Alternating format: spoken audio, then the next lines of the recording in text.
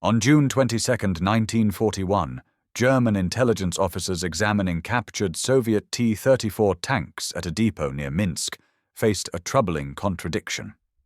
The tank before them had a crude welded turret with visible slag, a gearbox that required a mallet to shift, and an interior so cramped that the commander couldn't properly do his job. The paint was uneven. The vision devices were primitive. By every measure of manufacturing sophistication that German engineers understood, this was an inferior machine, bodged together by workers who clearly didn't understand proper industrial technique. Yet this same primitive tank had just torn through their Panzer divisions like they were made of cardboard, its sloped armor deflecting 50mm rounds that should have penetrated, its 76.2mm gun destroying Panzer IIIs from ranges the Germans thought impossible. One captured report noted, "These tanks should not exist according to our understanding of Soviet capabilities." This wasn't a fluke. It was the opening act of the most remarkable industrial transformation in military history. Whilst Hitler and his general staff had spent years mocking Soviet manufacturing as backward, primitive, and fundamentally incapable of modern warfare, they'd completely misunderstood what they were looking at. They saw crude welds and thought inferior. They saw simplified designs and thought primitive. They saw workers using mallets instead of precision tools and thought incompetent. What they failed to grasp was that every single one of these flaws was deliberate. The Soviets weren't building tanks despite their crude methods. They were building more tanks, faster tanks, and better tanks precisely because of them. The conventional wisdom, held by Hitler, by German intelligence, and by most Western observers, was about to collide with an industrial reality that would reshape the entire course of the Second World War. The primitiveness wasn't the problem, it was the solution. Standard German military thinking in 1941 emphasized one unshakable principle: quality through precision manufacturing. Visit the Henschel factory in Kassel producing Tiger tanks, and you'd find craftsmen hand-fitting components, machinists measuring tolerances to hundredths of a millimeter, and quality inspectors rejecting parts for surface finish defects that would never affect performance. A single Tiger one required 300,000 man-hours to produce. Each road wheel was individually machined. The gearbox contained precision-cut gears that required specialist lathes. The interleaved road wheel suspension, a marvel of engineering, demanded that crews remove up to 6 wheels to replace a single damaged one. This was manufacturing as the Germans understood it: exacting, sophisticated, superior. Hitler himself had toured tank factories and proclaimed Soviet industry incapable of modern production. In a conference on 5 December 1940, he told his staff, "One good kick and the whole rotten structure will come tumbling down." German intelligence estimated Soviet tank production at perhaps 1,000 vehicles per year, optimistic even by their standards for such a backward nation. When General Halder was shown reports suggesting higher numbers, he dismissed them as typical Russian exaggeration. The Abwehr calculated that Soviet industry, even if mobilized for total war, couldn't possibly exceed 2,000 tanks annually. They were producing estimates whilst the Soviets were producing 1,503 T-34s in December 1942 alone. Not for the year, for the month. The German approach made perfect sense in peacetime or limited war. A precisely manufactured Panzer IV was indeed superior to a roughly made one in controlled conditions. During the invasion of France, German tanks had faced enemies who matched their production philosophy, well made but limited in number. When a Panzer broke down, spare parts fit perfectly. When it needed repair, specialist technicians could service it. The Germans expected the Eastern Front to follow the same pattern, a short, sharp campaign where their 3,200 tanks would overwhelm Soviet forces before production capacity mattered. They were planning for a 6-month war. The Soviets were planning for 6 years. On paper, the German assessment looked reasonable. Soviet pre-war tank production suffered from quality control nightmares. The T-34's initial production at Kharkov showed transmission failure rates of 60 to 70% within the first 100 kilometers. The KV-1 heavy tank had gearboxes that regularly stripped their gears. Factory output in 1940 was hampered by workers lacking basic skills and parts that didn't fit together properly. German observers, seeing these problems, concluded that Soviet manufacturing was fundamentally broken. They were right about the problems. They were catastrophically wrong about what those problems meant. What made Soviet tank production revolutionary wasn't any single innovation, but rather a complete inversion of manufacturing philosophy. German engineers asked, "How do we make this component perfect?" Soviet engineers asked, "How do we make enough of these components to win?" The difference wasn't semantic. It was a fundamental reimagining of what industrial warfare actually required. The secret was in accepting that good enough at scale beats perfect in small numbers every single time. Take the T-34's turret. German tanks used cast turrets that required specialized foundries, precision molds, and extensive machining.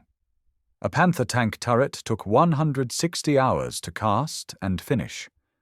The Soviet solution? Weld flat plates together at angles. It looked crude. Welds were often rough, requiring grinding that didn't always happen. But a team of semi-skilled welders could produce a turret in 25 hours. The protection was identical. The cost was 1/6, and it meant that factory number 183 in Tankograd could train welders in 3 weeks instead of spending months teaching casting techniques that wouldn't scale. This philosophy extended to every component. The T-34's transmission, notorious for requiring a mallet to shift gears, used straight-cut gears instead of the helical-cut gears in German tanks. Helical gears were quieter, smoother, and required precision grinding equipment that took months to set up and weeks to train operators on. Straight-cut gears could be made on simple lathes by workers with basic training. Yes, they whined loudly. Yes, they were harder to shift. But when factory number 112 was evacuated from Kharkov to the Urals in October 1941, they had production restarted in 6 weeks. Try that with precision grinding equipment. The reality of combat showed that sophisticated manufacturing was actually a strategic vulnerability. When the Germans evacuated their tank factories westward in 1945, production collapsed. The equipment was too specialized, too interdependent, too precise to simply restart. When the Soviets evacuated 1,523 factories eastward in 1941, including every major tank plant, they selected equipment based on one criterion: could it produce acceptable parts quickly with minimal training? The Kharkov locomotive factory moved 10,000 railcars of equipment 1,500 kilometers to Nizhny Tagil. By March 1942, they were producing 25 T-34s daily. The primitiveness was portability. The moment when German confidence collided with Soviet reality came near Mitsensk on the 6th of October 1941. Kampfgruppe Eberbach, a formation built around 50 Panzer IIIs and IVs from the 4th Panzer Division, encountered elements of the 4th Tank Brigade equipped with 49 T-34s and KV-1s. The Germans expected a straightforward engagement. Their crews were veterans of Poland and France, their tanks were well maintained, and they outnumbered the Soviet force. What happened instead was slaughter. The T-34s engaged from 1,200 meters, a range where German 50mm guns were ineffective, whilst Soviet 76.2mm shells punched through Panzer armor like tin. When the Germans closed to effective range, their rounds bounced off sloped Soviet armor at angles that shouldn't have been possible. A single KV-1, immobilized by track damage, held its position and destroyed 14 German tanks whilst absorbing over 70 direct hits without penetration. By the end of the engagement, Kampfgruppe Eberbach had lost 43 tanks. The Soviets lost 5. General Heinz Guderian, commander of Panzer Group II, wrote in his diary, "The T-34 is the best tank in the world. German after-action reports from the period make for grim reading. Our 50mm gun is insufficient at all ranges. The Russian T-34 is faster than our Panzer IV despite weighing more. Hits that should have penetrated simply deflect." What particularly terrified German crews was the realization that these weren't rare prototypes or elite units. These were standard production tanks crewed by hastily trained soldiers, and there were thousands of them. The numbers tell the story. In 1941, Germany produced 3,790 tanks and assault guns total. The Soviet Union, despite losing 20,000 tanks in the opening months and evacuating their entire industrial base, produced 6,590 tanks. In 1942, German production increased to 6,180 tanks. Soviet production was 24,446 tanks. By 1943, the ratio was 12,063 German tanks to 24,089 Soviet tanks. But these raw numbers don't capture the real disparity, because German production increasingly focused on complex, time-intensive designs.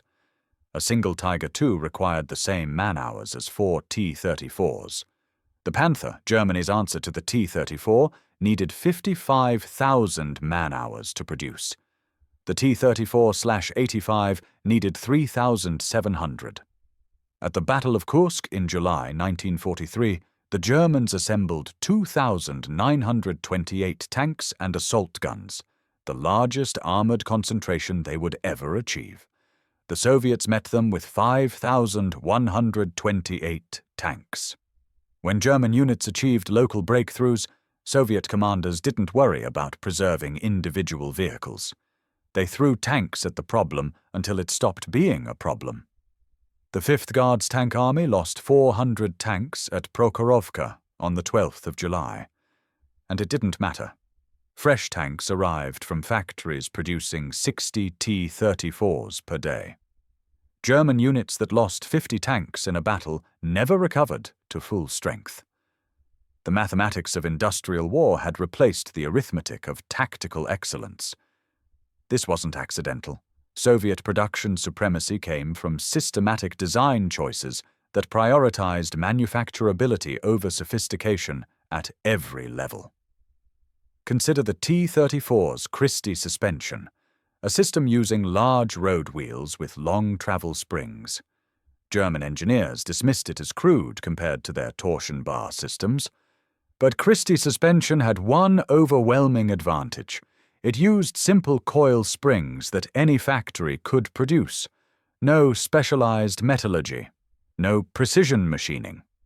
When factory number 183 needed to increase production, they simply ordered more springs from civilian factories that had been making furniture springs the month before. The 76.2mm F-34 gun on the T-34 exemplified this philosophy. It wasn't the best anti-tank gun the Soviets could design. That would have been a higher velocity, longer-barreled weapon requiring specialized steel and precision boring. Instead, they chose a gun that could be produced on existing equipment by workers with minimal training. The barrel was created by auto-frettage, wrapping the barrel with wire under tension and then machining it, rather than forging from solid steel billets. It was less elegant. It was infinitely more scalable. By 1943, Soviet factories were producing 1,200 F-34 guns monthly. The entire German army received 1,347 75mm KWK 42 Panther guns in all of 1943. Commanders weren't clinging to simple designs out of ignorance.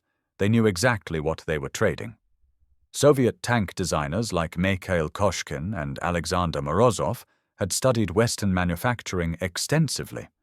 They understood precision machining, understood heat treatment, understood all the techniques that made German tanks mechanical marvels. They deliberately chose not to use them. At a design conference in 1940, Morozov was challenged about the T-34's crude transmission. His response was documented. "I can give you a transmission that shifts like a German car. It will take 6 months to produce the tooling, 3 months to train the workers, and we'll make 300 per year. Or I can give you this transmission, we'll make 3,000 per year, and crews will learn to use a mallet." The Stalin factory number. 75 in Kharkov demonstrated the principle perfectly.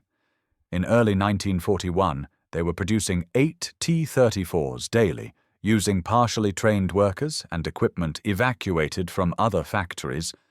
German intelligence estimated this rate was unsustainable. Surely quality would collapse or production would halt.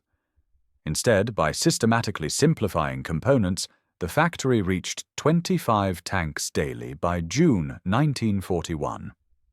After evacuation to Nizhny Tagil and merger with the Ural-Vagonzavod railway works, the combined facility reached 30 tanks daily by March 1942, then 40 by August, then 50 by December.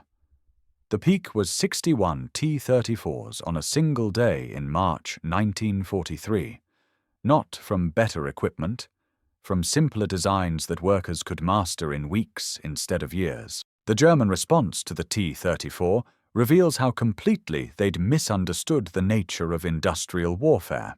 Faced with a tank that was faster, better armed, and better protected than anything they had, German engineers did what came naturally. They designed something more sophisticated. The Panzer Ausf D that entered production in January 1943 was a magnificent machine. A 69mm sloped glacis that no Soviet gun could penetrate, an excellent 75mm KWK-42 gun, good speed and maneuverability. It was also a manufacturing catastrophe. The Panther's final drive, a double helical gear system, required specialist cutting equipment and took 50 hours to manufacture. It broke constantly, particularly in the early production versions that saw combat at Kursk. A single final drive failure immobilized a 45-ton tank. The interleaved road wheel suspension performed beautifully in testing, but packed with mud, and froze solid in Russian winters, immobilizing entire formations. The engine, a sophisticated Maybach HL230, needed 2,000 hours of testing before reliability was acceptable. But production demands meant tanks were shipped after 300 hours. The result was a vehicle that spent more time broken than fighting. German maintenance logs from Kursk show Panthers achieving 10 to 15% operational readiness rates, meaning out of every 10 Panthers sent to a unit, 1 to 2 were actually available for combat at any given time. Critics argued that German engineering was superior, and they were right. Individual German tanks were marvels of precision engineering. They were also spectacularly wrong about what that meant for winning a war. A Tiger I could defeat 5 T-34s in a straight fight. But the Soviets weren't sending 5 tanks. They were sending 50. When Germany's most successful tank ace, Kurt Knispel, was asked what he needed to stop Soviet attacks, he didn't ask for better tanks. He asked for more tanks. Many more tanks? The Russians have thousands, we have dozens. The numbers became increasingly absurd. In 1943, Germany produced 6,083 Panthers and Tigers combined. The Soviet Union produced 15,696 T-34s and 1,400 KV-85s. But even this understates the disparity, because German production was dependent on increasingly scarce materials and increasingly skilled workers. The Panther's torsion bar suspension required molybdenum-chromium steel, obtainable only from imports that ceased when Allied bombing cut rail links. T-34 suspension used simple manganese steel available from Soviet mines.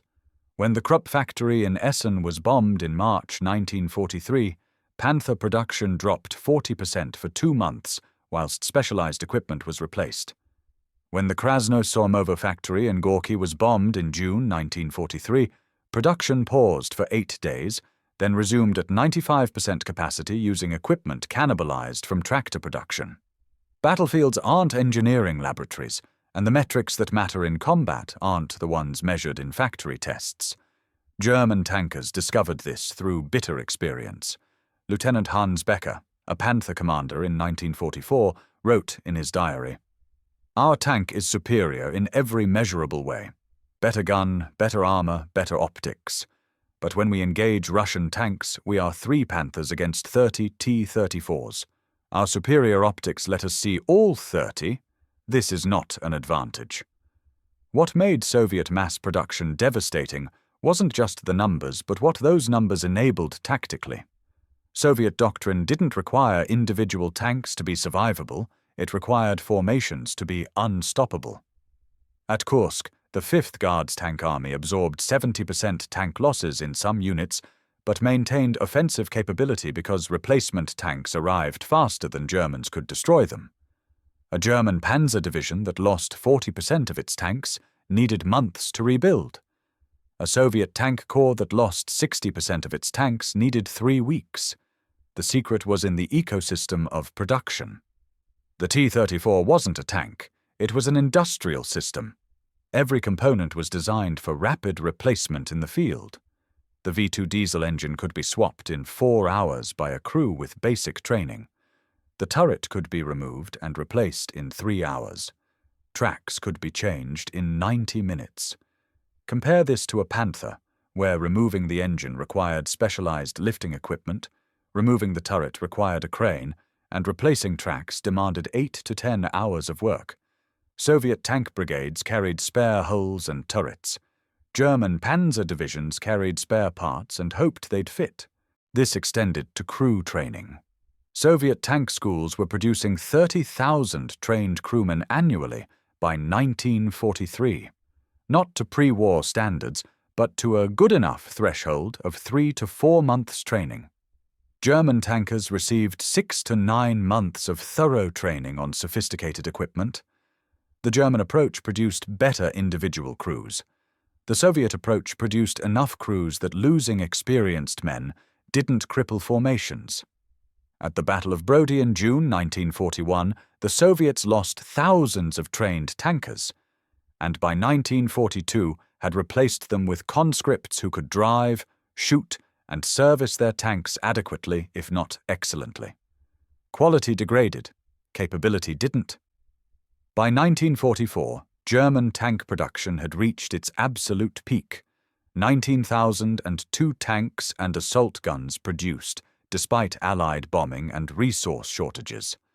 This represented a heroic effort by German industry, mobilizing every available resource. The Soviet Union produced 28,963 tanks the same year, and that was actually down from their 1943 peak because they didn't need more. Soviet tank parks in January 1945 held over 35,000 tanks. German parks held 5,000. The final vindication of the Soviet production philosophy came during Operation Bagration in June to August 1944. The Soviets assembled 5,200 tanks against German Army Group Center's 900. When German forces destroyed Soviet tank units, which they did repeatedly, Soviet losses at Bagration topped 2,900 tanks. It didn't slow the offensive. Fresh tank brigades arrived daily. German intelligence officers, reading captured Soviet logistics documents, found production figures they assumed were propaganda. They weren't. The Uralmash factory in Sverdlovsk was producing 700 self-propelled guns monthly. Tankograd was producing 1,200 T-34 hulls monthly and shipping them to 3 different factories for turret installation and final assembly. The mathematics had become inescapable. Germany's most efficient tank factory, the MAN plant producing Panthers, achieved peak output of 250 Panthers monthly in March 1944. Factory number 183 alone was producing 1,200 T-34s monthly. If every single German factory worked perfectly and suffered no bombing, no material shortages, and no labor problems, they still couldn't match Soviet production. and German factories had all of those problems, whilst Soviet factories had largely escaped them by being beyond German bomber range. What the Germans failed to understand, what Hitler never grasped even as Soviet tanks entered Berlin, was that they weren't fighting a technological war. They were fighting an industrial war, and industrial wars aren't won by making better products. They're won by making more adequate products more quickly than your enemy can destroy them.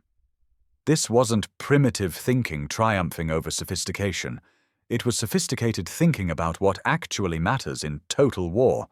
The Soviets looked at warfare the way they looked at industrial production, as a problem of throughput, not precision. A factory that produces 100 units at 95% quality defeats a factory producing 10 units at 100% quality. An army that can replace 10,000 destroyed tanks defeats an army that can replace 1,000. The actual fighting, tanks versus tanks, guns versus armor, was secondary to the industrial capacity that made sustained fighting possible. The T-34 itself underwent continuous improvement, but always within the constraints of mass production. The T-34/85, introduced in 1944 with a better gun and three-man turret, still used the same hull, engine, and transmission as the original. It was better, but it was better whilst remaining producible at scale. German improvements, the Tiger II, the Panther AOSF, made tanks more capable whilst also making them harder to produce. Each iteration reduced numbers whilst improving individual capability. The Soviets chose the opposite path, maintain producibility whilst improving what you can. The results speak for themselves. By war's end, the Soviet Union had produced 84,070 tanks between 1941 and 1945. Germany produced 46,857. But these numbers understate the disparity because Soviet tanks were operational. German tanks from 1944 to 45 often sat immobilized for lack of fuel, spare parts, or trained crews. The 400 Tiger IIs produced in the war's final year achieved perhaps 60 operational vehicles at any one time. The last 20,000 T-34s produced were essentially all operational because fuel, ammunition, and spare parts existed in abundance. The principle was simple. In industrial warfare, adequacy at scale defeats excellence at scarcity. The Germans built tanks for tank versus tank combat. The Soviets built tanks for tank versus Germany combat. When you're fighting machines, build better machines. When you're fighting a nation, build more machines than they can destroy. Hitler mocked Soviet industry as primitive, backward, and incapable. He was standing in a factory admiring precision, whilst the Soviets were building an industrial tsunami. By the time German intelligence revised their estimates to match reality, Soviet monthly production actually exceeded 1,500 tanks in late 1942. It was far too late. The war of quality versus quantity had been decided. Quantity had won so thoroughly that quality had become irrelevant. The crude welds, the transmissions requiring mallets, the simplified components that German engineers had mocked, these weren't flaws in Soviet tanks. They were the features that won the war.